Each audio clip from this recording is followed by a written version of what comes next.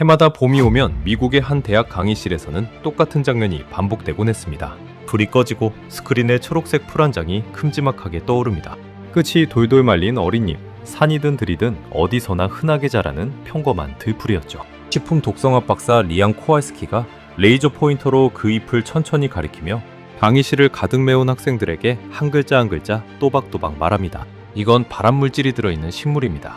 야생에서 발견하더라도 절대 입에 대지 마세요. 25년 동안 그가 단 한 번도 바꾸지 않고 학생들에게 가르쳐온 원칙이었습니다. 식물 속 독소와 발암물질을 다루는 일이라면 그는 미국에서도 손에 꼽히는 전문가였고 강의실 안에서 그의 한마디는 곧 정답으로 통했죠. 누구도 그 말에 토를 달지 않았습니다. 그런데 그날만큼은 달랐습니다. 강의실 맨 뒷줄에서 한 손이 조용히 그러나 망설임 없이 올라왔습니다. 한국에서 건너온 유학생이었습니다. 리암이 고개를 끄덕여 발언을 허락하자 학생은 조심스럽지만 분명한 목소리로 입을 열었습니다. 교수님, 저희 할머니는 그걸 매년 명절마다 한 접시씩 드세요. 올해 92이신데 아직도 두 발로 밭일을 하실 만큼 정정하시고요. 순간 강의실 전체가 술렁이기 시작했습니다. 노트북 위를 바쁘게 오가던 리암의 손끝이 마우스 위에서 그대로 멈췄습니다. 자신이 방금 발암물질이라고 단언한 바로 그 식물을 한나라는 명절상 위에 버젓이 올려놓고 수백 년 동안 먹어왔다는 겁니다.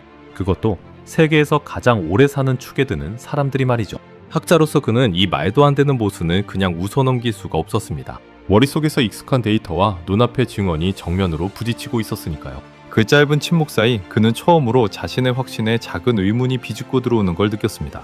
미국이 위험하다고 거들떠도 안 보던 그 독초를 한국은 대체 어떤 방법으로 수백 년이나 밥상 위에 올려온 걸까요? 그리고 어떻게 그걸 먹은 사람들이 더 오래, 더 건강하게 살아온 걸까요? 그 단순해 보이는 의문 하나를 풀기 위해 결국 비행기에 오른 한 미국 박사의 이야기가 그가 평생 철석같이 믿어온 모든 것을 송두리째 뒤집어 놓게 됩니다. 영상 시작 전 구독과 좋아요로 대한민국의 미래를 응원해주세요. 제 이름은 리암 코왈스키입니다. 미국에서 식품 독성학으로 박사학위를 받고 한때 식품의약국 식품안전 자문위원으로 일했죠. 지금은 작은 식품안전 컨설팅 회사를 운영하고 있습니다. 제 일을 한마디로 줄이면 이렇습니다. 사람들이 무심코 입에 넣는 것들 속에서 몸을 해치는 물질을 찾아내는 일이죠. 어느 회사가 새 식품을 출시하기 전에 그 안에 위험한 성분은 없는지를 검토하고 도장을 찍어주는 게 제 역할이었습니다. 누군가는 제 도장 하나에 회사의 운명이 걸린다고 말하기도 했습니다. 이 일을 25년 했습니다. 그러다 보니 직업병이 하나 생겼습니다. 식탁에 앉으면 음식이 아니라 성분이 먼저 보입니다. 동료들이 식당에서 메뉴판을 펼치고 무얼 먹을지 고민할 때 저는 머릿속으로 그 재료에 어떤 독성 데이터가 붙어 있는지를 먼저 떠올립니다. 잘 익은 과일을 봐도 농약 잔류 기준이 떠오르고 향긋한 허브차를 마셔도 그 풀에 알칼로이드가 얼마나 들었는지를 계산하곤 했죠. 아내는 그런 저를 두고 농담처럼 말하곤 했습니다. 당신은 음식을 먹는 게 아니라 검사하는 거라고요. 저는 부정할 수가 없었습니다. 실제로 그랬으니까요. 제 머릿속에는 늘 작은 저울 하나가 들어있어서 모든 음식을 안전과 위험 사이에 올려놓고 무게를 달았습니다. 제게 세상은 명확했습니다. 안전한 것과 위험한 것, 먹어도 되는 것과 먹으면 안 되는 것. 그 경계는 누군가의 감정이나 오래된 전통이 아니라 오직 데이터가 그어주는 선이었습니다. 논문에 숫자로 찍혀 나오지 않으면 저는 믿지 않았습니다. 누군가 우리 조상은 1000년을 이걸 먹어왔다고 말해도 제 대답은 늘 똑같았죠. 그래서 그 안에 정확히 뭐가 얼마나 들었는지 측정한 자료가 있습니까? 전통이라는 단어는 제게 과학의 반대말처럼 들렸습니다. 검증되지 않은 믿음, 운 좋게 살아남은 우열. 저는 그렇게 생각했습니다. 그리고 그 생각에 한 번도 의심을 품어본 적이 없었습니다. 제가 고사리를 처음 위험식물 목록에 올린 건 박사과정 때였습니다. 영국과 일본의 오래된 역학조사에서 고사리를 즐겨 먹는 지역의 위암 발생률이 다른 지역보다 높게 나온다는 보고를 읽었거든요. 그 한 편의 논문이 제 머릿속에 고사리는 위험하다는 결론을 박아넣었고 저는 그 뒤로 25년 동안 단 한 번도 그 결론을 다시 들여다보지 않았습니다.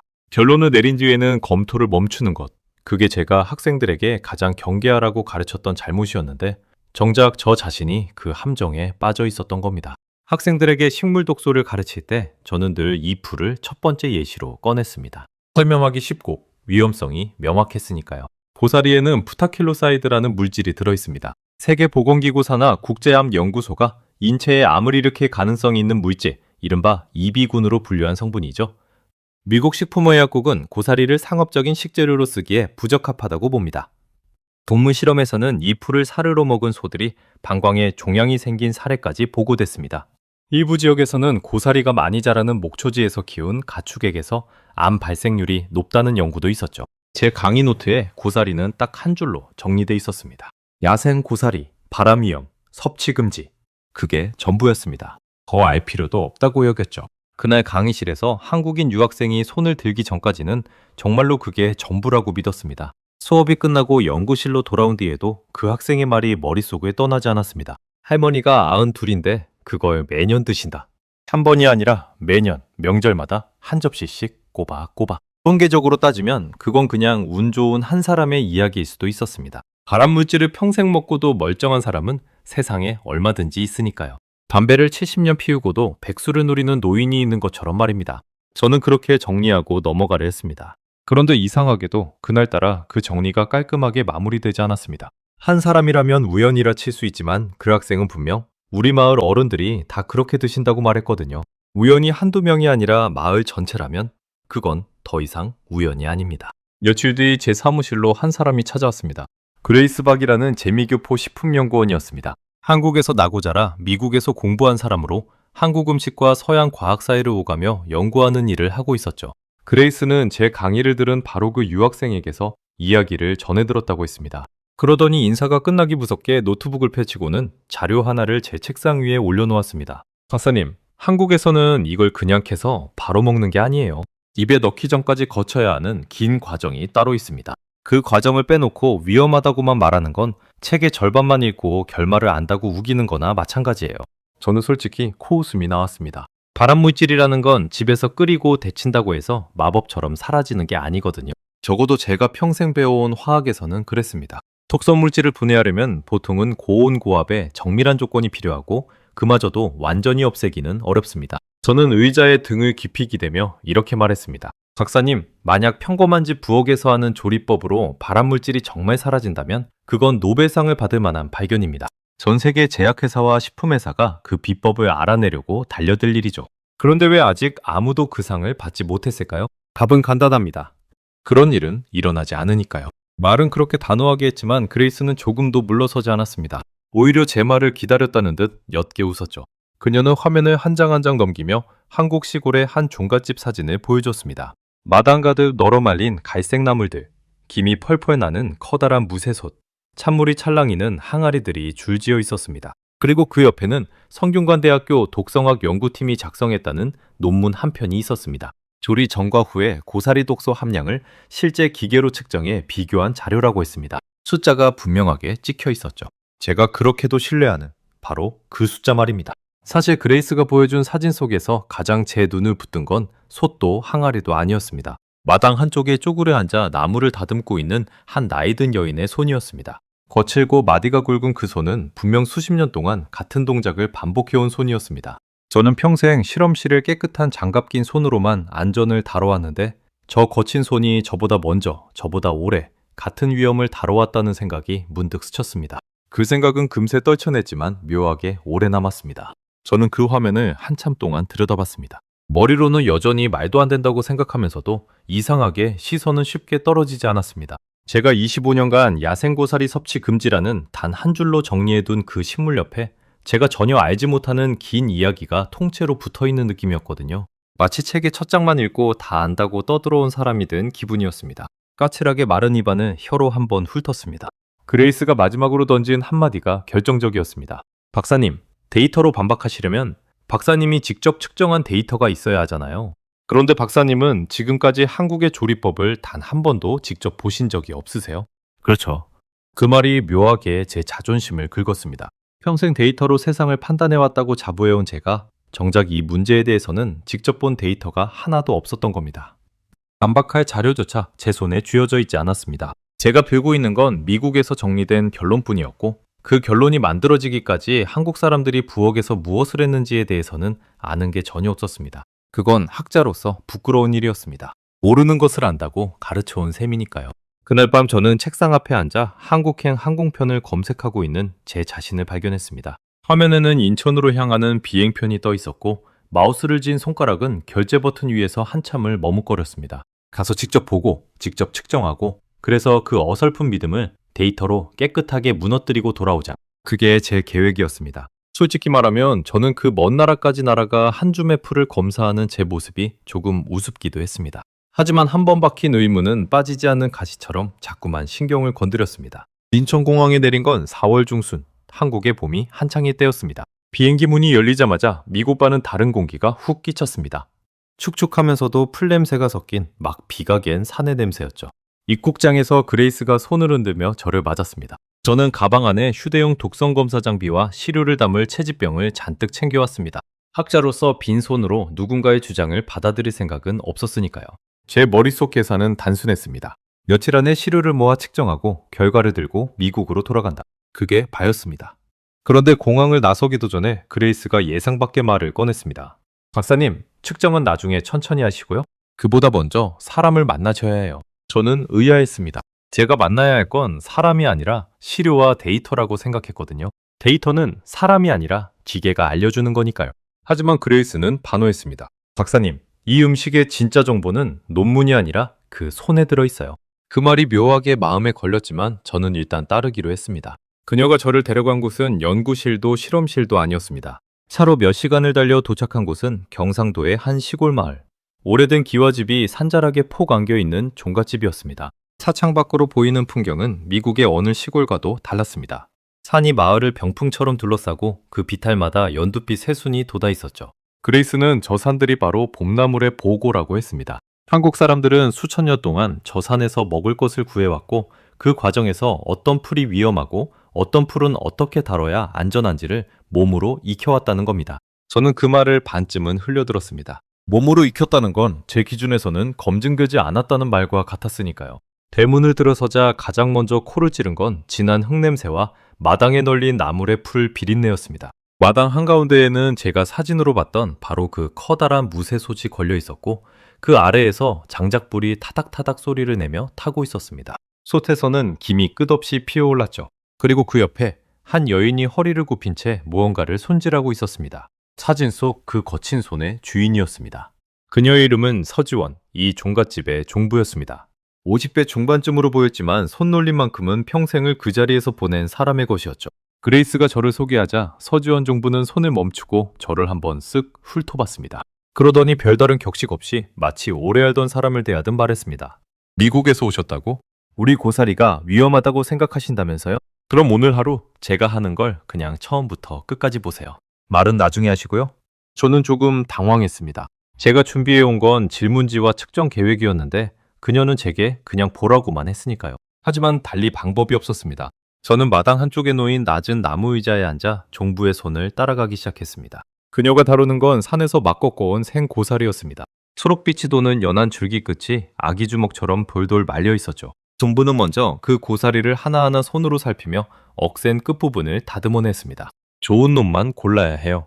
너무 센 건 아무리 우려도 안 빠져요. 그녀는 혼잣말처럼 중얼거리며 손을 놀렸습니다. 저는 그 말에서 묘한 기시감을 느꼈습니다. 좋은 시료를 골라내는 것, 그건 역시 우리 실험의 첫 단계니까요. 종부는 다듬은 고사리를 한 움큼 쥐고 끓는 솥에 넣었습니다. 그리고 시간을 쟀습니다. 제가 미국에서 알던 데치기, 그러니까 끓는 물에 잠깐 담갔다 빼는 그 짧은 과정과는 전혀 달랐습니다. 종부는 고사리를 무려 20분 넘게 펄펄 끓는 물에 삶았습니다. 저는 속으로 생각했습니다. 저렇게 오래 삶으면 풀이 다 물러 터질 텐데 왜 저렇게까지 하는 거지? 솥 안에서 끓는 물은 점점 탁한 색으로 변해갔습니다. 종부는 그 물을 보며 짧게 말했습니다. 봐요. 물이 저렇게 우러나잖아요. 저 안에 안 좋은 게 다 나오는 거예요. 화학 용어는 한마디도 없었지만 그녀는 자기가 무엇을 빼내고 있는지 정확히 알고 있었습니다. 삶은 고사리를 건져낸 종부는 그것을 곧장 옆에 놓인 커다란 항아리에 찬물에 쏟아부었습니다. 그러고는 저를 보며 말했습니다. 이제부터가 진짜예요. 이걸 하룻밤을 담가둘 거예요. 그런데 그냥 담가두기만 하면 안 돼요. 물을 갈아줘야 해요. 물을 간다. 저는 그 말을 듣는 순간 머릿속에서 무언가가 번쩍였습니다. 독성학에서 수용성 물질을 제거하는 가장 기본적인 방법이 바로 그것이거든요. 물에 녹는 성질을 가진 독소는 깨끗한 물에 담가 농도 차이를 만들면 서서히 물 쪽으로 빠져나옵니다. 그리고 그 물을 버리고 새물로 갈아주면 빠져나온 독소가 다시 식재료로 돌아가지 않죠. 우리 실험실에서 시료의 불순물을 씻어낼 때 쓰는 바로 그 원리였습니다. 그런데 종부는 그 원리를 한 번도 책으로 배운 적이 없을 텐데 손으로 정확히 그 일을 하고 있었습니다. 저는 자리에서 일어나 항아리 가까이 다가갔습니다. 종부가 첫 번째 물을 버렸습니다. 그 물은 옅은 갈색을 띠고 있었습니다. 두 번째로 새 물을 부었습니다. 몇 시간 뒤 그 물을 다시 버렸을 때 갈색은 조금 옅어져 있었습니다. 세 번째, 네 번째. 물을 갈 때마다 빠져나오는 색이 눈에 띄게 연해졌습니다. 저는 그 물을 가만히 들여다봤습니다. 저 갈색 물 속에 미국이 그렇게도 두려워한 그 발암물질이 녹아나오고 있는 거라면 그렇다면 이건 그냥 요리가 아니었습니다. 정밀한 해독 공정이었습니다. 저는 참지 못하고 종부에게 물었습니다. 그레이스가 통역을 해줬죠. 종부님, 물을 몇 번 갈아야 하는지는 어떻게 정하셨습니까? 무슨 기준이 있나요? 종부는 잠깐 고개를 갸웃하더니 별것 아니라는 듯 대답했습니다. 기준이 어디 있어요? 물색이 맑아질 때까지 가는 거죠. 시어머니가 그렇게 하셨고 그 시어머니도 그렇게 하셨고 손이 기억하는 거예요. 저는 그 대답에 말문이 막혔습니다. 제게 기준이란 숫자로 정해진 명확한 선이었는데 그녀에게 기준은 물의 색이 맑아지는 순간, 그러니까 독소 농도가 충분히 낮아지는 바로 그 지점이었습니다. 측정 장비 없이 눈으로 그 끝점을 잡아내고 있었던 겁니다. 마당 한쪽에서는 마을 어른 몇 분이 모여 앉아 손질을 거들고 있었습니다. 모두 80을 넘긴 분들이었죠. 그분들의 손도 종부의 손과 똑같이 움직였습니다. 같은 마을에서 같은 방법으로 평생 같은 풀을 다뤄온 손들이었습니다. 저는 그 광경을 보며 머리가 서늘해졌습니다. 이건 한 사람의 비법이 아니라 마을 전체가, 아니 이 나라 전체가 공유하는 거대한 지식체계였던 겁니다. 해가 기울 무렵 종부는 제게 한 가지를 더 보여줬습니다. 충분히 우려낸 고사리를 채반에 펼쳐 마당 한쪽 햇볕이 잘 드는 곳에 널어 말리는 일이었습니다. 며칠을 바싹 말려 건나물로 만드는 거라고 했죠. 종부는 말리면서 한 번씩 뒤집어줘야 골고루 마른다고 했습니다. 저는 그 모습을 보며 이 모든 과정이 그저 보관을 위한 거라고만 생각했습니다. 하지만 나중에 연구실에서 알게 됩니다. 이 말리는 과정 하나가 남은 독소를 또 한 번 크게 줄인다는 사실을요. 그날 저녁 저는 종갓집 마루에 앉아 마당을 내려다봤습니다. 노을이 기와지붕을 붉게 물들이고 있었습니다. 손등이 서늘해지는 걸 느끼며 저는 제가 아침에 가졌던 확신이 조금씩 묽어지는 걸 깨달았습니다. 저는 이곳에 측정하러 왔는데 측정하기도 전에 눈으로 본 과정만으로 이미 흔들리고 있었습니다. 종부는 화학을 모릅니다. 프타킬로사이드라는 단어도 수용성이라는 개념도 모릅니다. 그런데 그녀의 손은 제가 논문에서 배운 독소 제거의 원리를 단 한 단계도 빠뜨리지 않고 그대로 따라가고 있었습니다. 삶아서 끓는 물에 녹여 빼내고 찬물에 담가 농도 차이로 더 빼내고 물을 갈아 빠진 독소가 돌아오지 못하게 막고 마지막엔 말려서 남은 것까지 줄인다. 그 어떤 독성학 교과서에 적힌 절차와 비교해도 조금도 손색이 없었습니다.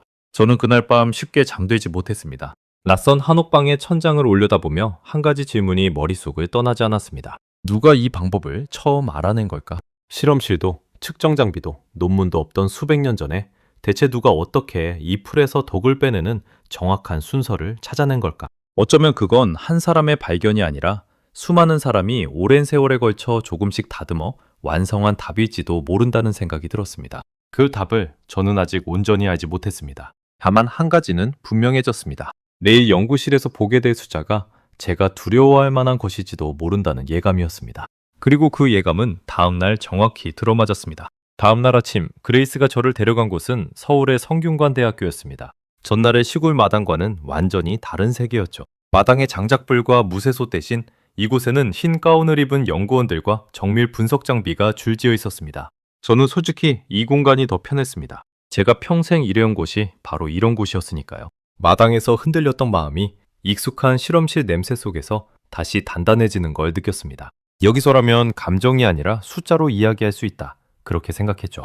저를 맞은 건 독성학 연구팀의 김민준 박사였습니다. 40대 초반의 차분한 연구자였는데 제 이력을 알고 있었는지 먼저 손을 내밀며 말했습니다. 코알스키 박사님 논문 학생 때 읽었습니다. 식물 독소 분야에서 권위자시죠? 그런 분이 직접 이걸 확인하러 오셨다니 오히려 제가 더 긴장되네요. 저는 가볍게 웃었지만 속으로는 경계의 끈을 놓지 않았습니다. 칭찬은 칭찬이고 데이터는 데이터니까요.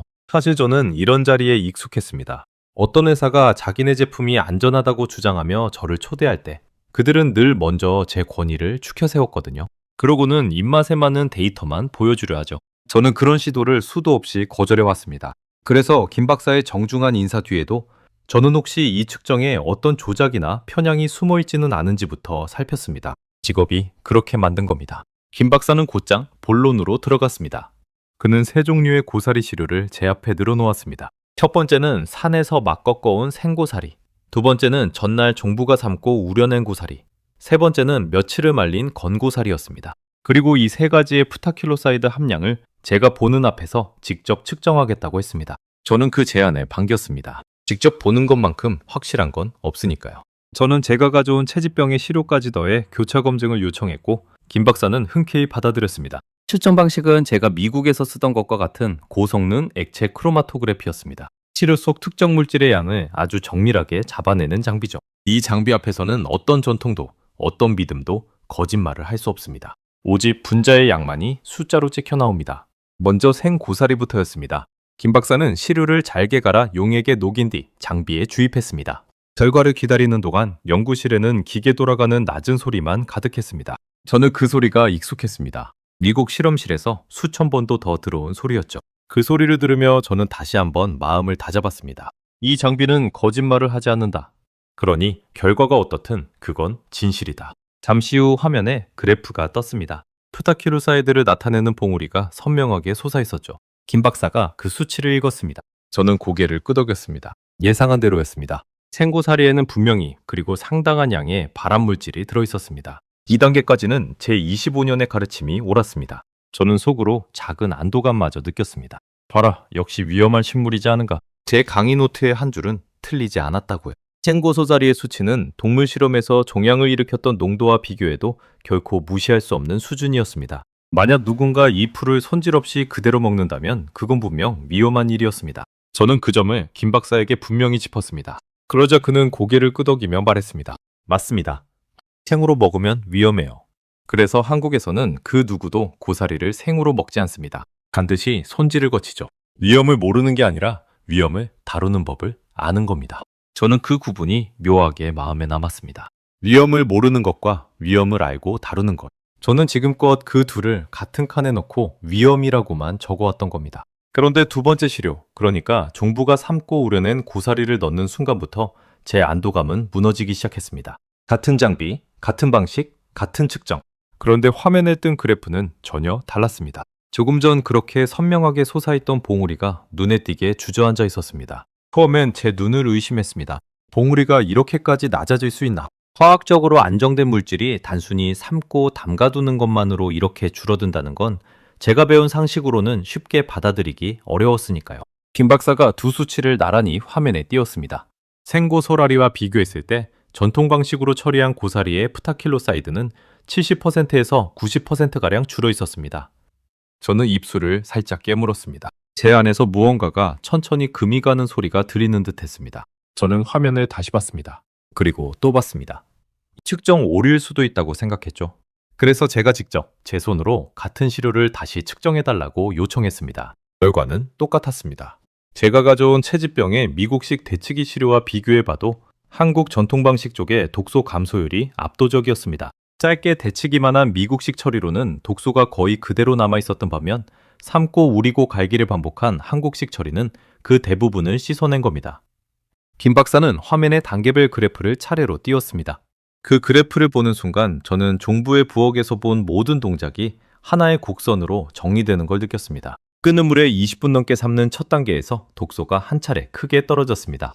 뜨거운 물이 세포벽을 무너뜨리면서 안에 갇혀있던 프타킬로사이드가 한꺼번에 빠져나온 거죠.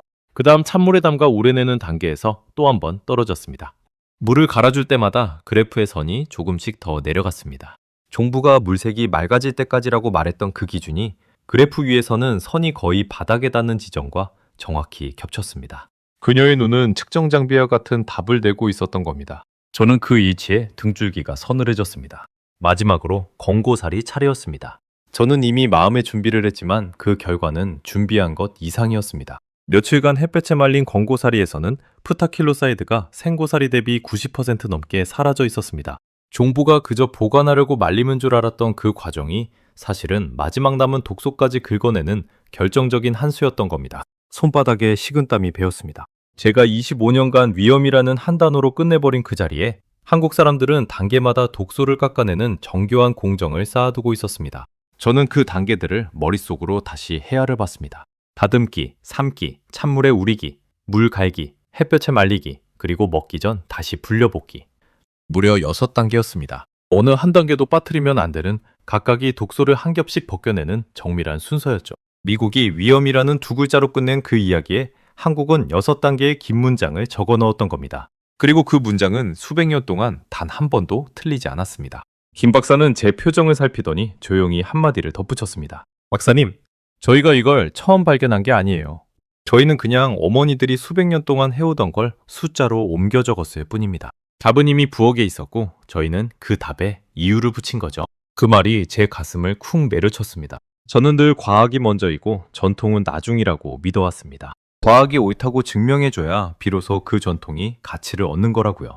그런데 이 경우는 정반대였습니다. 전통이 먼저 정답을 알고 있었고 과학은 한참 뒤에야 그 정답을 따라잡아 설명을 붙인 것뿐이었습니다. 순서가 거꾸로였던 겁니다. 저는 김 박사에게 솔직히 물었습니다. 그럼 이 방법이 처음 기록된 게 언제입니까? 누가 정리한 거죠? 김 박사는 살짝 웃으며 고개를 저었습니다. 그게 바로 가장 놀라운 점입니다. 어느 한 사람이 정리한 게 아니에요. 한국의 오래된 음식 책에도 나물 손질법이 적혀 있긴 하지만 그 책이 나오기 훨씬 전부터 사람들은 이미 이렇게 해왔거든요. 책은 그저 사람들이 하던 걸 받아 적은 거고요. 진짜 원본은 부엌에 있었습니다. 저는 그 대답을 곱씹었습니다. 진짜 원본은 부엌에 있었다. 제가 평생 권위로 떠받든 논문과 교과서가 실은 그 부엌을 받아 적은 사본에 불과했다는 뜻이었으니까요. 연구실을 나서며 김 박사는 흥미로운 사실 하나를 더 들려줬습니다. 같은 고사리라도 자라는 땅과 환경에 따라 독소 함량이 다르고 세계 어느 지역의 고사리에서는 프타킬로사이드가 거의 검출되지 않은 사례도 있다는 거였습니다. 그러니까 위험은 식물 그 자체에만 있는 게 아니라 그것을 어떻게 다루느냐에 따라 결정된다는 의미였죠. 한국은 바로 그 다루는 법을 수백 년이라는 긴 세월에 걸쳐 차근차근 완성해둔 나라였던 겁니다. 위험을 없애는 기술이 아니라 위험과 함께 살아가는 지혜를 쌓아온 셈이죠. 그는 한국의 산나물 문화 전체에 대해서도 이야기해줬습니다. 고사리는 그 거대한 지식의 한 조각일 뿐이라고요. 한국에는 봄철에만 먹는 산나물이 수십 종에 이르는데 그 중에는 그냥 먹으면 탈이 나는 것도 살짝 독성이 있는 것도 적지 않다고 했습니다. 그런데 한국 사람들은 그 풀들을 하나하나 다르게 다룹니다. 어떤 건 데치고, 어떤 건 우리고, 어떤 건 말리고, 어떤 건 발효시키죠. 풀마다 거기에 맞는 해독법이 따로 정해져 있는 겁니다. 저는 그 말에 머리가 멍해졌습니다. 그건 풀 한 종류에 대한 지식이 아니라 자연 전체를 안전한 먹거리로 바꿔내는 거대한 체계였으니까요. 특히 김 박사가 강조한 건 사찰 음식이라 불리는 한국 절집의 음식 문화였습니다. 수백 년 동안 스님들이 산에서 나는 온갖 풀과 나무를 먹어왔는데 그 오랜 세월 동안 어떤 풀을 어떻게 손질해야 몸을 해치지 않고 먹을 수 있는지에 대한 지식이 차곡차곡 쌓였다는 거죠.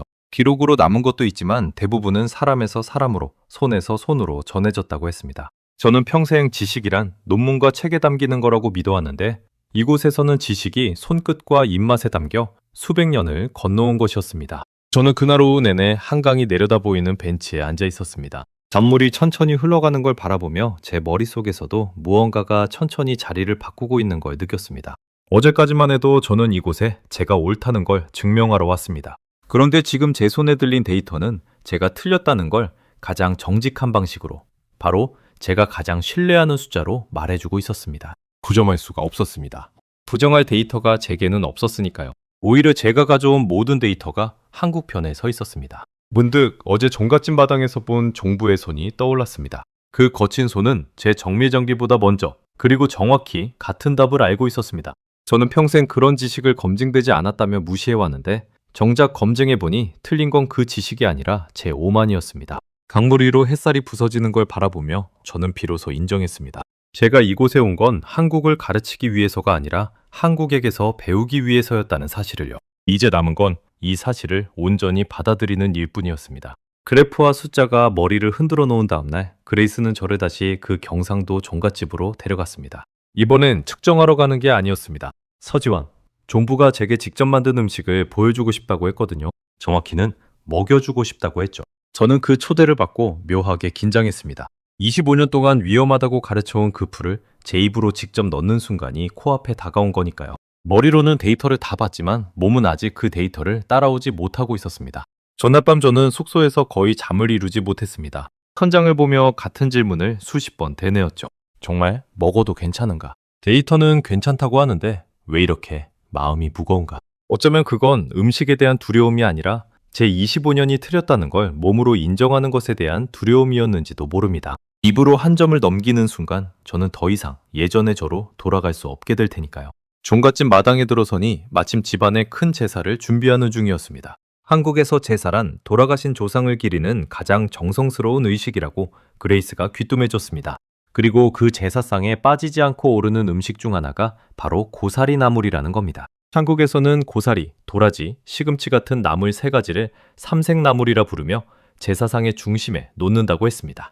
그 중에서도 갈색 고사리는 조상과 뿌리를 상징한다고요.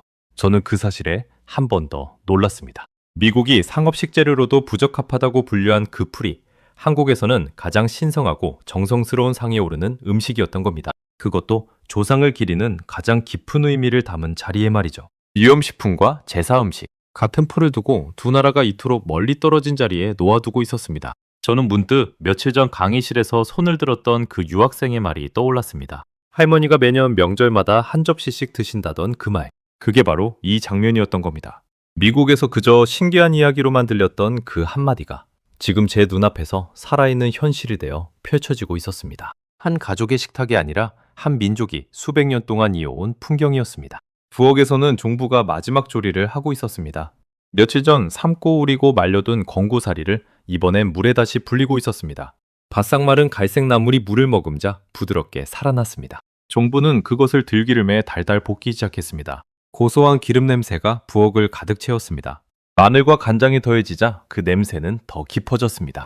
저는 그 냄새를 맡으며 이게 정말 위험식품의 냄새인가 싶었습니다. 제 코는 위험이 아니라 따뜻함을 맡고 있었거든요. 그건 분명 누군가의 집에서 나는, 어머니의 부엌에서 나는 그런 냄새였습니다. 종부는 볶으면서 제게 한 가지를 더 설명해 줬습니다. 마지막에 이렇게 한 번 더 볶는데도 이유가 있다고요. 굴에 한 번 더 익히면 혹시 남아있을지 모를 안 좋은 것이 마저 날아가고 맛도 더 깊어진다는 겁니다.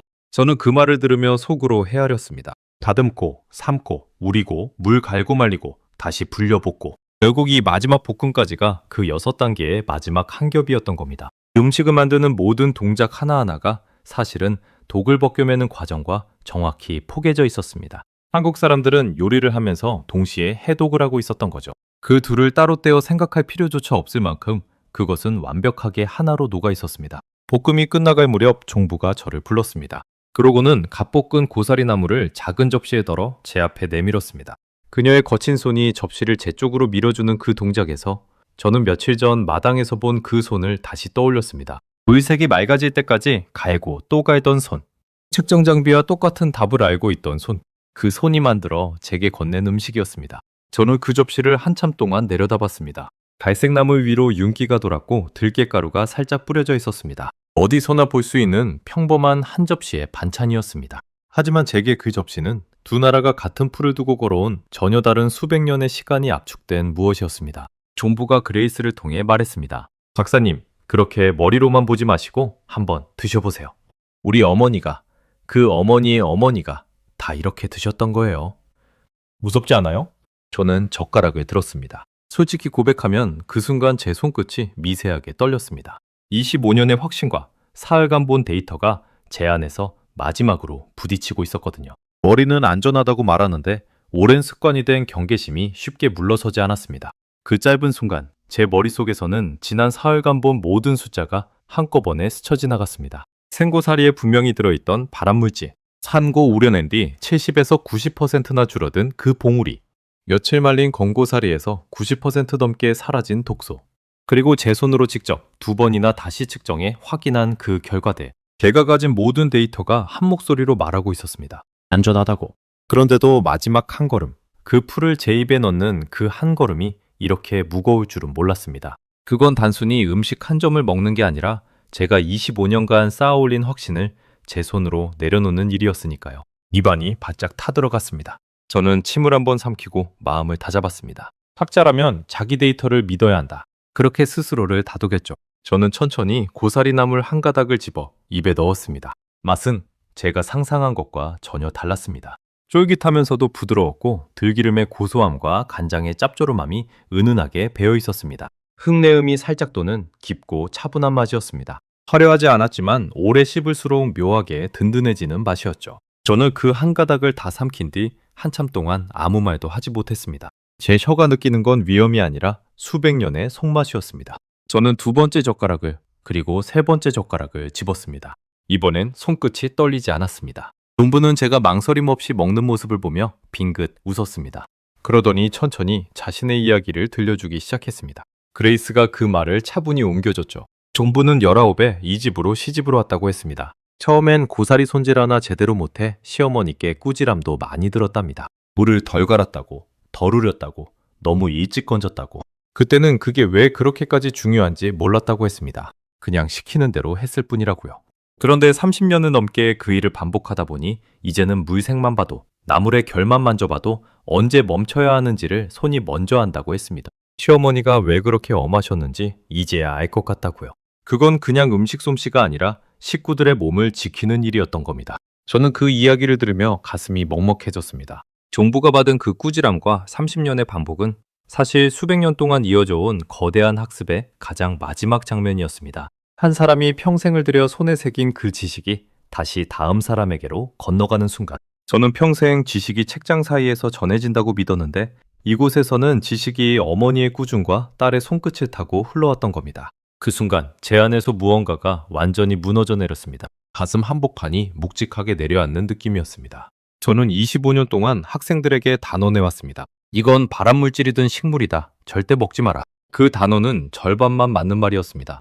손질하지 않은 생고사리라면 옳은 말이었지만 제대로 손질한 고사리에 대해서는 완전히 틀린 말이었던 겁니다. 저는 절반의 진실을 전부라고 믿고 그걸 수백 명의 학생에게 정답인 양 가르쳐온 겁니다. 더 부끄러웠던 건 제가 그 절반의 진실에 단 한 번도 의심을 품지 않았다는 사실이었습니다. 학자라면 늘 자기 결론을 다시 들여다봐야 한다고 가르치면서 정작 저는 박사과정 때 읽은 논문 한 편의 결론을 25년 동안 한 번도 다시 검토하지 않았습니다. 위험하다는 그 한 줄이 너무 편했기 때문입니다. 더 알아볼 필요가 없으니까요. 그 게으른 확신이 수백 년 동안 쌓여온 한 나라의 지혜를 통째로 무시하게 만든 겁니다. 저는 제 입안에 남은 고사리의 깊은 맛을 다시 느끼며 그 게으름이 얼마나 부끄러운 것이었는지를 절감했습니다. 종부는 제 표정을 가만히 지켜보더니 조용히 한마디를 건넸습니다. 그 말이 이 모든 여정에서 제 가슴을 가장 깊이 찌른 말이었습니다. 우리는 논문은 몰라요. 그냥 그 어머니가 하던 대로 했을 뿐이에요. 그게 다예요? 그게 다라니? 저는 그 짧은 말 앞에서 목이 콱 메었습니다. 저는 평생 무언가를 안전하다고 말하기 위해 수백 편의 논문과 수천 개의 데이터를 필요로 했습니다. 그런데 이 여인은 논문 한 줄 없이도 수백 년 동안 단 한 명도 탈락이 하지 않고 이 음식을 차려왔습니다. 그녀에게 필요했던 건 데이터가 아니라 어머니에게서 딸로 이어진 믿음과 손의 기억이었습니다. 그리고 그 기억은 제가 가진 어떤 논문보다 정확했습니다. 저는 종부에게 떨리는 목소리로 물었습니다. 그레이스가 제 말을 옮겼죠. 종부님은 이게 위험할 수도 있다는 생각을 해본 적이 있으십니까? 종부는 잠시 저를 바라보더니 담담하게 대답했습니다. 위험한 거 알죠? 그러니까 이렇게 손이 많이 가는 거 아니에요? 제대로 안 하면 안 된다는 거 우리 다 알아요. 그래서 한 번도 대충 한 적이 없어요. 그 말에 저는 또 한 번 머리를 한 대 맞은 기분이었습니다. 저는 한국 사람들이 위험을 모르고 먹는 줄 알았습니다. 그런데 그들은 위험을 너무나 잘 알기에 오히려 그토록 정성을 들였던 겁니다. 그 정성의 깊이가 곧 위험에 대한 이해의 깊이였습니다. 제가 위험이라는 단어로 회피한 그 자리를 그들은 정성이라는 행동으로 채워온 것이었습니다. 저는 그제야 깨달았습니다. 미국은 위험이라는 단 한 단어로 이 풀에 대한 이야기를 끝내버렸습니다. 더 알아볼 필요가 없다고 여겼고 그래서 문을 닫았죠. 위험하니 먹지 마라. 그 한 문장으로 모든 게 정리됐습니다. 깔끔하고 명확했지만 그 깔끔함 뒤에는 더 알아보려는 노력의 포기가 숨어 있었습니다. 하지만 한국은 그 위험 앞에서 문을 닫는 대신 그 자리에 수백 년의 시간을 채워 넣었습니다. 어떻게 하면 이 풀을 안전하게 먹을 수 있을까? 그 질문을 포기하지 않고 대를 이어 답을 다듬어 온 겁니다. 위험을 없앤 건 식물이 아니었습니다. 위험을 다루는 법을 끝까지 포기하지 않은 사람들이었습니다. 생각해보면 두 나라의 차이는 단순히 조리법의 차이가 아니었습니다. 그건 위험에 대한 태도의 차이였습니다. 미국은 위험을 만나면 피하고 금지하는 길을 택했습니다. 안전을 위해 그 풀을 식탁에서 아예 치워버린 거죠. 그것도 분명 하나의 지혜입니다. 하지만 한국은 위험을 만나도 그것과 함께 사는 법을 찾아냈습니다. 한이 주는 귀한 먹거리를 포기하지 않으면서도 그 안에 위험만큼은 정교하게 걷어내는 길. 그건 더 어렵고 더 오래 걸리고 더 많은 정성이 드는 길이었습니다. 그리고 한국은 수백 년 동안 한 번도 그 길에서 벗어나지 않았습니다. 저는 그 끈기 앞에서 학자로서의 모든 자존심을 내려놓을 수밖에 없었습니다. 제사상이 차려지자 잘 묻힌 고사리 나물은 가장 정갈한 그릇에 담겨 그 위에 올랐습니다. 흰 쌀밥, 맑은 국, 정성껏 부친 전, 그리고 삼색나물이 가지런히 자리를 잡았습니다. 그 한가운데에 제가 방금 맛본 그 고사리가 놓여 있었습니다. 향이 피어오르고 집안 사람들이 차례로 절을 올렸습니다. 어른부터 아이까지 모두가 같은 동작으로 허리를 굽혔습니다. 저는 그 광경을 마당 한쪽에서 조용히 지켜봤습니다. 한 접시의 나물이 그저 반찬이 아니라 조상에 대한 정성이자 수백 년 이어진 지혜의 결정체로 그 자리에 놓여 있었습니다. 그 나물 한 가닥 한 가닥에는 산에서 그것을 꺾어온 사람의 수고와 끓는 물 앞에서 시간을 잰 손과 밤새 물을 갈며 잠을 줄인 정성과 햇볕 아래 며칠을 뒤집어 말린 기다림이 전부 담겨 있었습니다. 그리고 그 모든 것의 가장 깊은 바닥에는 식구들을 위험으로부터 지키려는 한 가지 마음이 흐르고 있었습니다. 그 마음은 수백 년 동안 단 한 번도 끊긴 적이 없었습니다. 저는 제 두 손을 가만히 내려다봤습니다. 평생 깨끗한 장갑 속에서 안전을 다뤄온 제 손이 이 거친 손들이 이룬 것 앞에서 한없이 작게 느껴졌습니다. 저는 안전을 직업으로 삼았지만 이 사람들은 안전을 삶으로 살아왔습니다. 저는 안전을 증명하는 사람이었지만 이 사람들은 안전을 만들어내는 사람들이었습니다. 콧날이 시큰해지는 걸 저는 애써 감추려 하지 않았습니다. 그 순간만큼은 학자로서가 아니라 한 사람으로서 이 광경 앞에 머물고 싶었으니까요. 제사가 끝나고 가족들이 둘러앉아 음식을 나누는 시간이 찾아왔습니다. 한국에서는 제사를 지낸 뒤 그 음식을 온 가족이 함께 먹는다고 했습니다. 조상이 드시고 남긴 복을 자손이 나눠받는 거라고요. 음식 하나에도 그렇게 깊은 뜻을 담는 사람들이었습니다. 저는 그 자리에 손님으로 끼어 앉았습니다. 동부가 제 밥그릇 위에 고사리 나물을 한 젓가락 더 얹어줬습니다. 이제 저는 망설이지 않고 그것을 먹었습니다. 아침까지만 해도 저를 떨게 했던 그 풀이 어느새 따뜻한 밥상의 한 부분이 되어 있었습니다. 참 묘한 변화였습니다. 밥상에 둘러앉은 사람들은 저를 어려워하지 않았습니다. 말은 잘 통하지 않았지만 자꾸만 제 그릇에 이것저것을 덜어주고 잘 먹는 제 모습을 보며 흐뭇하게 웃었습니다. 저는 그 따뜻한 분위기 속에서 묘한 감정을 느꼈습니다. 며칠 전까지만 해도 저는 이들을 위험한 걸 모르고 먹는 사람들이라고 여겼는데 지금 저는 그들이 차려준 음식을 받아 먹으며 환대받고 있었습니다. 제 오만이 만들어낸 거리감이 한 그릇의 밥상 앞에서 스르르 무너지고 있었던 겁니다. 상 위에는 고사리만 있는 게 아니었습니다. 도라지나물, 시금치나물, 그리고 이름도 다 외우지 못할 여러 가지 산나물이 놓여 있었습니다. 그레이스가 하나하나 짚어가며 설명해줬습니다. 이건 살짝 쓴맛이 나서 데쳐서 무친 거고, 이건 향이 강해서 된장에 무친 거고, 이건 질겨서 오래 삶은 거고, 풀마다 성질이 다르고 그 성질에 맞춰 다루는 법이 전부 달랐습니다.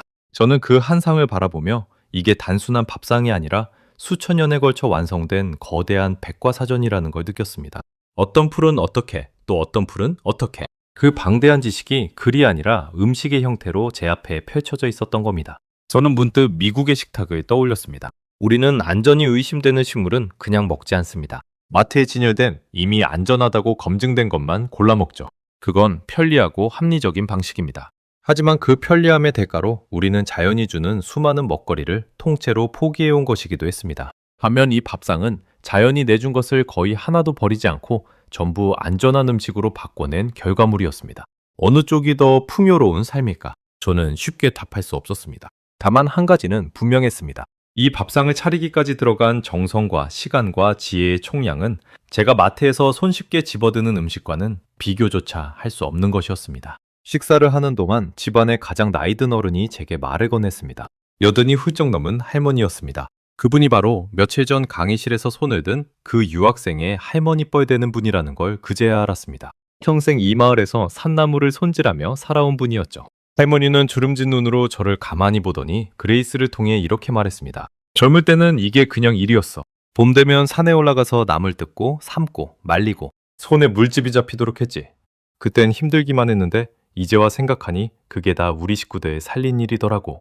그게 사랑이었던 거지. 그 말을 듣는 순간 저는 가슴 깊은 곳이 뜨거워지는 걸 느꼈습니다. 사랑. 제가 평생 다뤄온 안전이라는 개념을 이 할머니는 단 한 단어로 정리해버렸습니다.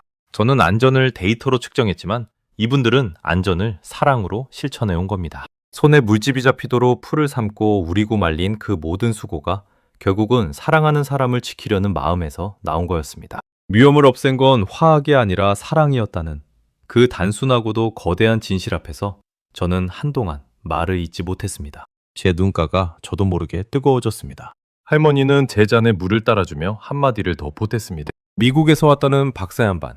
우리가 무식해서 위험한 걸 모르고 먹는 줄 알았지? 그런데 우리도 다 알아. 그냥 버리기 아까워서 어떻게든 먹을 방법을 찾은 거야. 가난했으니까. 산에 있는 걸 안 먹으면 굶었으니까. 그 말에 저는 또 한 번 가슴이 먹먹해졌습니다. 이 지혜의 뿌리에는 풍요가 아니라 절박함이 있었던 겁니다. 먹을 게 부족했던 시절 산이 내준 것을 단 하나도 헛되이 버릴 수 없었던 사람들이 위험한 풀에서 위험만 걷어내는 법을 기어이 찾아낸 것이었습니다. 그건 굶주림과 싸우며 길어올린 살아남기 위한 지혜였습니다. 저는 따뜻한 실험실에서 안전을 논해온 제 삶이 그 절박함 앞에서 한없이 가볍게 느껴졌습니다. 저는 그날 저녁 늦게까지 종갓집 마루에 앉아 있었습니다. 어둠이 내리고 마당의 촛불도 다 꺼진 뒤였습니다. 풀벌레 소리만 들리는 고요한 시골의 밤이었죠.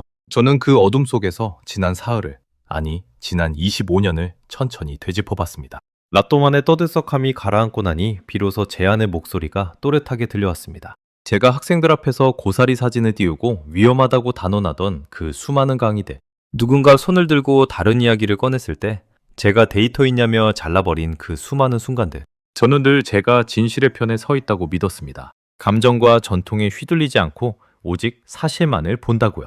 그런데 정작 저는 박사과정 때 읽은 논문 한 편에 갇혀 25년을 보냈습니다. 그 좁은 방 안에서 저는 제가 세상에서 가장 넓은 시야를 가졌다고 착각했던 겁니다. 그 강의를 들은 학생이 수백 명입니다. 그중 누군가는 지금쯤 또 다른 강단에 서서 제가 가르친 그 절반의 진실을 다시 누군가에게 전하고 있을지도 모릅니다. 고사리는 위험하니 먹지 마라. 그 한 문장이 저를 거쳐 또 다른 사람을 거쳐 퍼져나가는 동안 한국의 어느 부엌에서는 어머니가 딸에게 물색이 맑아질 때까지 갈라고 가르치고 있었을 겁니다. 같은 시간 지구 반대편에서 두 종류의 지식이 정반대 방향으로 흘러가고 있었던 거죠. 하나는 문을 닫는 지식, 다른 하나는 길을 여는 지식. 저는 제가 어느 쪽을 퍼뜨려 왔는지를 떠올리며 한숨을 내쉬었습니다. 가장 마음을 무겁게 한 건 제가 그동안 무시해온 수많은 이야기들이었습니다. 강의실에서, 학회에서 누군가는 분명 제게 다른 문화의 지혜를 이야기하려 했을 겁니다. 우리 할머니는요, 우리나라에서는요. 저는 그 모든 말을 검증되지 않은 것으로 치부하고 흘려보냈습니다. 그 중에 또 다른 고사리가, 또 다른 종부의 지혜가 얼마나 많이 섞여 있었을까? 제가 닫아버린 그 문들 뒤에 얼마나 많은 진실이 있었을까? 그 생각이 이르자 저는 명치 끝이 아릿하게 조여오는 걸 느꼈습니다. 한 사람의 다친 마음이 얼마나 많은 진실을 가로막을 수 있는지 저는 그제야 뼈저리게 깨달았습니다. 밤하늘에는 미국에서는 보기 힘든 별들이 가득했습니다. 저는 그 별들을 올려다보며 한 가지를 분명히 마음에 새겼습니다. 진짜 과학은 모든 걸 안다고 믿는 데서 오는 게 아니라 내가 모를 수도 있다는 걸 인정하는 데서 시작된다는 것을요. 저는 그 가장 기본적인 태도를 식품독성학 박사라는 사람이 한국의 한 시골 부엌에서야 비로소 다시 배웠습니다. 부끄러웠지만 동시에 이상하게도 마음이 가벼워졌습니다. 평생 짊어지고 있던 오만이라는 무거운 짐을 그날 밤 그 마루에 내려놓은 기분이었거든요. 저는 그 마루에 앉아 제가 평생 옳다고 믿어온 것들의 목록을 하나하나 다시 떠올려 봤습니다. 과학이 전통보다 우월하다는 믿음, 데이터가 없으면 진실이 아니라는 믿음, 서양의 방식이 가장 합리적이라는 믿음, 그 모든 믿음이 이 작은 종갓집 마당에서 흔들리고 있었습니다. 과학과 전통은 우열을 다투는 관계가 아니었습니다. 전통은 답을 먼저 찾았고 과학은 그 답에 이유를 붙였습니다. 둘은 적이 아니라 같은 진실을 향해 다른 길로 걸어온 동료였던 겁니다. 저는 그 둘을 평생 갈라놓고 한쪽만 옳다고 우겨온 셈이었습니다. 별빛 아래에서 저는 그 오랜 고집이 조금씩 녹아내리는 걸 느꼈습니다. 떠나기 전날 저는 서지원 종부에게 진심을 담아 고개를 숙였습니다. 통역을 거치지 않고 어설프지만 제가 배운 한국말로 직접 인사를 건넸습니다. 고맙습니다. 종부는 잠시 놀란 듯 하더니 환하게 웃으며 제 손을 두 손으로 꼭 잡아줬습니다. 거칠지만 따뜻한 손이었습니다. 그 손은 제게 단순한 작별 인사가 아니라 한 세계가 다른 세계에게 건네는 화해의 손길처럼 느껴졌습니다. 저는 그 온기를 오래도록 기억하기로 했습니다. 미국에 돌아가서도 그 손의 따뜻함은 좀처럼 잊히지 않았습니다. 종부는 떠나는 제게 작은 보따리 하나를 쥐어줬습니다. 직접 말린 건고사리 한 봉지였습니다. 미국 가서 한번 해 드셔보세요. 이렇게 하는 거예요. 그녀는 손짓으로 다시 한번 그 순서를 일러줬습니다. 불리고, 삶고, 우리고, 볶고. 저는 그 봉지를 두 손으로 받아들었습니다. 그 안에 든 건 단순한 마른 풀이 아니라 수백 년 동안 이어져 온 지혜의 한 조각이었습니다. 저는 그것을 제 가방 가장 깊은 곳에 소중히 넣었습니다. 귀국하는 비행기 안에서 저는 창밖으로 멀어지는 한국 땅을 내려다봤습니다. 산이 많은 그 땅이 이제는 전혀 다르게 보였습니다. 저 산들 하나하나가 수백 년 동안 사람들을 먹여 살린 거대한 곳간이었고 그 곳간을 안전하게 여는 열쇠를 이 나라 사람들은 손에서 손으로 전해온 것이었습니다. 들어올 때의 저와 떠나는 저는 완전히 다른 사람이었습니다. 저는 제가 옳다는 걸 증명하러 왔다가 제가 틀렸다는 걸 배워 돌아가는 길이었습니다. 그런데 신기하게도 그 패배감은 조금도 쓰지 않았습니다. 오히려 무언가 크고 소중한 것을 얻어가는 충만함이 가슴을 채웠습니다. 저는 한 가지 위험한 풀을 다루는 법을 배운 게 아니었습니다. 저는 세상을 대하는 태도 자체를 다시 배운 거였습니다. 내가 모르는 것이 있을 수 있다는 것, 다른 문화의 오랜 지혜에는 내 논문이 아직 따라잡지 못한 정답이 숨어 있을 수 있다는 것. 그 경손이야말로 진짜 학자가 가져야 할 첫 번째 자세라는 것을요. 저는 가방 속에 든 건고사리 봉지를 한 번 더 매만졌습니다. 그 작은 봉지가 제게는 그 어떤 학회의 상패보다 무겁고 값진 것이었습니다. 저는 이제 학생들에게 무엇을 가르쳐야 할지 분명히 알 것 같았습니다. 그리고 그 가르침은 제가 25년 동안 해온 것과는 전혀 다른 것이 될 터였습니다. 미국으로 돌아온 지 2달이 지난 어느 가을날 저는 다시 그 강의실 강단에 섰습니다. 똑같은 강의실, 똑같은 스크린, 그리고 똑같은 학생들의 눈빛이 저를 향해 있었습니다. 하지만 제 손에 들린 강의 자료는 더 이상 예전의 그것이 아니었고 강단에 선 저 역시 봄의 그 사람이 아니었습니다. 저는 스크린에 고사리 사진을 띄웠습니다. 봄의 강의실에서 한 학생이 손을 들게 만들었던 바로 그 사진이었죠. 학생들은 제가 또 위험하다고 단언할 거라 기대하는 눈치였습니다. 봄학기에 그 사진을 보며 손사래를 쳤던 제 모습을 기억하고 있었을 테니까요. 하지만 저는 그 사진 옆에 한국 종갓집 마당에서 직접 찍어온 사진들을 나란히 띄웠습니다. 김이 오르는 무쇠솥, 찬물이 담긴 항아리, 햇볕에 널린 갈색 나물, 그리고 거친 손으로 그것을 다듬던 서지원 종부의 모습. 강의실이 조용해졌습니다. 학생들의 시선이 그 낯선 풍경에 빨려 들어가는 게 느껴졌습니다. 저는 천천히 입을 열었습니다. 여러분, 제가 지난 25년간 이 식물에 대해 가르친 것은 절반만 맞는 말이었습니다. 오늘은 그 나머지 절반을 이야기하려 합니다. 저는 학생들에게 한국에서 보고 온 모든 것을 들려줬습니다. 종갓집 마당에서 종부가 끓는 물에 고사리를 20분 넘게 삶던 장면, 항아리에 물을 몇 번이고 갈아주던 손, 햇볕에 며칠을 말리던 인내, 그리고 그 모든 과정 끝에 측정 장비가 보여준 70에서 90%의 독소 감소율, 다시 말린 권고사리에서 90% 넘게 사라진 발암물질의 수치까지요. 저는 한 장면 한 장면을 넘기며 그 숫자 뒤에 숨은 수백 년의 손길을 함께 전했습니다. 학생들은 처음 보는 광경에 눈을 떼지 못했습니다. 발암물질이 든 풀을 한 나라가 어떻게 가장 정성스러운 음식으로 바꿔내는지를 두 눈으로 보고 있었으니까요. 저는 이렇게 정리했습니다. 고사리가 위험하냐고 묻는 건 사실 틀린 질문입니다. 진짜 질문은 이겁니다. 우리는 이 풀을 다루는 법을 알고 있는가? 손질하지 않은 생고사리는 분명 위험합니다. 그건 변하지 않은 사실이고 여러분은 그 위험을 절대 가볍게 봐서는 안 됩니다. 하지만 올바르게 손질한 고사리는 한 문명이 수백 년 동안 안전하게 먹어온 음식입니다. 위험은 식물에 있는 게 아니라 그것을 다루는 지식의 유무에 있습니다. 제가 25년 동안 한 줄로 끝낸 그 자리에 한국은 6단계의 정교한 공정을 채워 넣었습니다. 그게 차이였습니다. 저는 균형을 잃지 않으려 애썼습니다. 한국의 지혜에 감동한 나머지 무턱대고 아무 야생식물이나 먹어도 된다고 가르칠 수는 없었으니까요. 그래서 저는 분명히 못 박았습니다. 잘못된 조리, 어설픈 흉내는 여전히 위험하다고. 한국의 방식이 위대한 건 그것이 수백 년에 걸쳐 검증되고 다듬어진 정확한 공정이기 때문이지 단지 오래된 전통이라서가 아니라고요. 전통이라고 다 옳은 건 아닙니다. 다만 검증해보지도 않고 무시하는 건 더 어리석은 일이라는 것. 그게 제가 한국에서 배운 진짜 교훈이었습니다. 강의가 끝나자 한 학생이 다가와 물었습니다. 교수님, 무엇이 교수님을 바꾸셨나요? 저는 잠시 생각하다가 이렇게 답했습니다. 한 그릇의 나물과 그것을 만든 거친 손이었다고.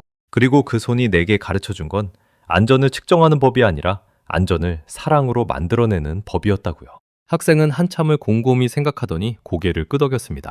그러고는 조용히 한마디를 보탰습니다. 저도 언젠가 그런 손을 만나보고 싶네요. 저는 그 말에 미소를 지었습니다. 그 학생의 눈빛 속에서 제가 잃어버렸다가 한국에서 되찾은 그 호기심이 반짝이고 있었으니까요.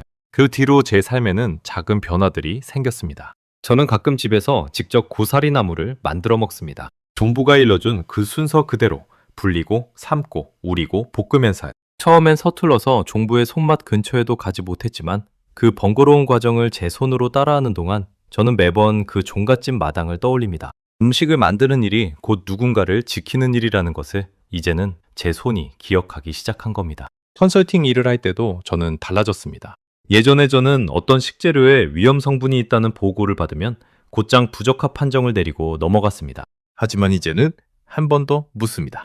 이 위험을 다루는 다른 방법이 어딘가에 이미 존재하지는 않을까? 다른 문화권에서는 이걸 어떻게 먹어왔을까? 그 한 번의 질문이 위험이라는 단어 뒤에 닫혀있던 수많은 가능성의 문을 다시 열어주었습니다. 저는 그 질문을 가르쳐준 한국에 그리고 서지원 종부에게 늘 마음의 빚을 지고 있습니다. 저는 그해 겨울 종부에게 짧은 편지를 보냈습니다. 그레이스가 번역을 도와줬죠. 당신이 건네준 한 그릇의 나물이 제 평생의 오만을 깨뜨렸다고. 그리고 저는 이제 다른 사람이 되었다고요. 얼마 뒤 종부에게서 답이 왔습니다. 짧은 한 줄이었습니다. 별것도 아닌 걸 가지고 그냥 우리가 늘 하던 거예요. 저는 그 답장을 읽으며 한참을 소리내어 웃었습니다. 그 무심한 한마디 속에 제가 평생 배우려 애써온 겸손이 너무도 자연스럽게 담겨 있었으니까요. 저는 종종 생각합니다. 만약 그날 강의실에서 그 학생이 손을 들지 않았다면 제 25년의 오만은 아마 평생 깨지지 않았을 겁니다. 작은 용기 하나가 한 사람의 닫힌 세계를 열었습니다. 그리고 그 열린 문 뒤에는 제가 평생 무시해온 한나라의 깊은 지혜가 기다리고 있었습니다. 미국이 위험이라는 한 단어로 거들떠도 안 보던 그 풀을 한국은 밥상 위에 정성껏 올려두고 있었습니다. 그건 무지가 아니라 무지를 넘어선 지혜였습니다. 위험을 외면하는 것이 아니라 위험을 끌어안고 끝내 길들이는 지혜였습니다. 세상에는 두 종류의 사람이 있는 것 같습니다. 위험을 만나면 문을 닫는 사람과 그 앞에서 끝까지 답을 찾는 사람. 미국의 저는 전자였고 한국의 그 어머니들은 후자였습니다. 그리고 저는 한국에서 처음으로 그 문을 다시 여는 법을 배웠습니다. 이제 저는 압니다. 어떤 지혜는 논문이 아니라 부엌에서 태어나고 어떤 진실은 실험실이 아니라 어머니의 손끝에서 수백 년을 건너옵니다. 한국의 그 거친 손들이 제게 가르쳐준 것은 한 접시의 나물이 한 문명의 깊이를 담을 수 있다는 사실이었습니다. 그것은 그저 반찬 한 접시가 아니라 한 민족이 자연과 함께 살아온 수천 년의 답안지였습니다. 그리고 저는 그 깊이 앞에서 학자로서가 아니라 한 사람으로서 고개를 숙입니다. 위험을 없앤 건 결코 식물이 아니었습니다. 그것은 사랑하는 이를 지키려 수백 년을 포기하지 않은 이름조차 남지 않은 수많은 어머니들의 손이었습니다. 그 손들에게 저는 오늘도 마음 깊이 감사를 전합니다. 저는 다음 시간에도 전 세계를 놀라게 할 대한민국의 이야기로 다시 찾아뵙겠습니다. 감사합니다.